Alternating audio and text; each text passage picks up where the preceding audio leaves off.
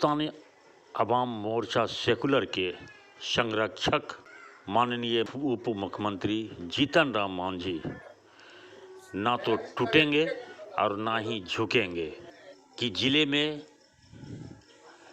Hindustani Awam Morcha secular के सभी कार्यकर्ता एकजुट हैं और एकजुटता के साथ आगामी लोकसभा और विधानसभा में बेहतर प्रदर्शन करेंगे। तो आइए, मैं हूं सूर्य नारायण भारती, आप देख रहे हैं आर पार खगड़िया। जनता दल के सहभागी बनेंगे। सबसे पहले तो हम आपके चैनल का स्वागत करते हैं और आपका भी स्वागत करते हैं। आपने जो सवाल किया, आपको पता होना चाहिए कि आदरणीय हम पार्टी के संरक्षक जीतन राम मांझी जी मंजे मनाए हमारे नेता। जिस समय नीतीश कुमार ने आज से 3 महीना पहले हमारे तमाम चारों विधायक और संरक्षक महोदय को एएनए मार्ग में बुला करके और वो कहे कि मांझी जी आप जदयू में विलय कर जाइए, अन्यथा आप रास्ता अख्तियार कीजिए। और उस समय हम इस देश के गृह मंत्री आदरणीय अमित शाह का मैं स्वागत करता हूं कि कोई मांझी जी प्रस्ताव नहीं रखे। अमित शाह जी को जब यह पता चला कि एक दलितों के साथ जो नीतीश कुमार जिस शब्द का व्यवहार किए का विलय कीजिए, उन्होंने हमारे संरक्षक महोदय और राष्ट्रीय अध्यक्ष संतोष कुमार सुमन जी को टेलीफोनिक न्यूज पर दिल्ली बुला करके उन्होंने कहा कि आपको सम्मानजनक हम लोकसभा में सीट भी देंगे और आपको सम्मान भी हम देंगे। इसलिए आरजेडी के जो लोग लुभावना वाली बात करते हैं, उनको पता होना चाहिए कि जीतन राम मांझी वह शख्स है। अगर वही बात होता तो जिस समय 17-15 में नीतीश कुमार जी मुख्यमंत्री बनाए, फिर नीतीश कुमार जी इनको मुख्यमंत्री से हटा दिए, उस समय आरजेडी के लोग क्यों नहीं इनको मुख्यमंत्री माने? उस समय इनको मदद करना चाहिए। लेकिन एक मुसहर का बेटा है, एक दलित का बेटा है, इसलिए आरजेडी के लोग इनको पसंद नहीं किया और नतीजा हुआ कि नीतीश कुमार पुनः इनको हटा करके वो मुख्यमंत्री बन गए। जो भी न्यूज है वो बेबुनियाद है। आरजेडी के तमाम नेता को हम चैलेंज करना चाहते हैं कि जीतन राम मांझी उस शख्स का नाम है जो भीमराव अम्बेडकर को मानने वाले हैं, बाबा दशरथ मांझी को मानने वाले हैं, वो प्रलोभन मानने वाले लोग नहीं। एक सवाल और है, क्योंकि आप जिला अध्यक्ष हैं, पिछले दिनों विधानसभा सत्र के दौरान नीतीश कुमार के द्वारा माननीय जीतन राम मांझी को कुछ खरी खोटा सुनाया गया था सदन के अंदर ही, और फिर उन्हीं के गठबंधन में जा मिले हैं। क्या कहें?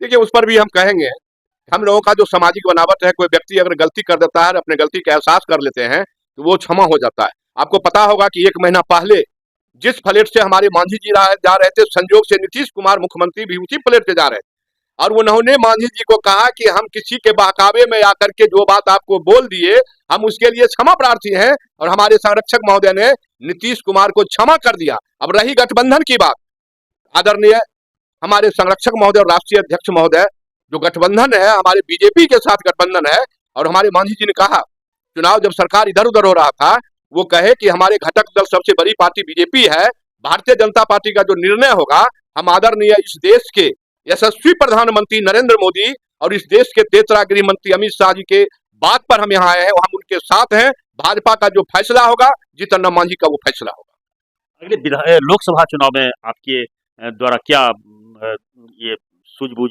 दिखाई दे रहा है कि लोकसभा चुनाव तक यदि सब कुछ ठीक ठाक रहा तो माननीय नीतीश कुमार मुख्यमंत्री हैं, वो भी ठीक ठाक रहेंगे, लेकिन लोकसभा चुनाव बीतने के बाद फिर आगे क्या होगा? फिर पलटी मारेंगे क्या?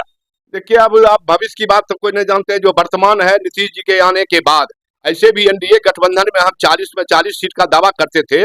नीतीश जी के आने के बाद इस बिहार में 40 लोकसभा में 40 सीट हम नरेंद्र मोदी के नाम गठबंधन को दे करके हम पुनः इस देश के प्रधानमंत्री नरेंद्र मोदी को हम देखना चाहते हैं। इसलिए बिहार का 40 का 40 सीट एनडीए के खाते में जाएगा। क्या संरक्षक महोदय को इस लोकसभा चुनाव में कितने सीट मिलने की संभावना? संरक्षक महोदय पहले कह दिए कि हम कोई शर्त पर बीजेपी में नहीं गए। इस राज्य में बिहार के 40 लोकसभा सीट हम सेकुलर का सीट है, चाहे हमको हमारे चंबुल कराई छापर एक मिले, 2 मिले, 4 मिले, नहीं मिले। हिंदुस्तानी अवाम मोर्चा बिहार के तमाम साथी 40 लोकसभा सीट को जिताने के लिए हम दिन रात एक करेंगे और वो 40 में 40 सीट हम बिहार से जिता करके नरेंद्र मोदी के हाथों को मजबूत करेंगे। अभी आपने कहा है कि हम बिना शर्त के ही एनडीए में शामिल हुए हैं, लेकिन माननीय जीतन राम मांझी के द्वारा 2 मंत्री पद देने का जो अड़ियल रवैया है कि हमको 2 मंत्री पद चाहिए तो चाहिए, क्या कहेंगे? ये अड़ियलपन नहीं हुआ क्या, या शर्त नहीं हुआ क्या? देखिए, ये शर्त नहीं है, ये आप जो प्रेस के लोग हैं इसको काट छाट करते हैं। आपको पता होना चाहिए कि हम जब राइफल का लाइसेंस मांगेंगे तब हमको बंदूक का मिलेगा। हम 2 मंत्री मांगते हैं तो 1 मंत्री तो हमारे पहले थे ही। हम मांग किए हैं कि हिंदुस्तानी अवाम मोर्चा को 2 मंत्री चाहिए। संतोष कुमार सुमन जी जो हमारे राष्ट्रीय अध्यक्ष हैं, उनको मंत्री नहीं भी बनाते तो भी हमारे चारों माननीय विधायक एनडीए के साथ थे। एनडीए का जहां मत गया नीतीश कुमार के साथ, वहां हम लोग जाते। संजोग है कि हमको मंत्री बना दिए। हम 2 मांगते हैं। हम मुख्यमंत्री से भी आग्रह करेंगे कि हमारी छोटी पार्टी है, हमारे पार्टी को 2 मंत्री चाहिए, ये हम भी मांग करते हैं। चलिए, बहुत बहुत धन्यवाद।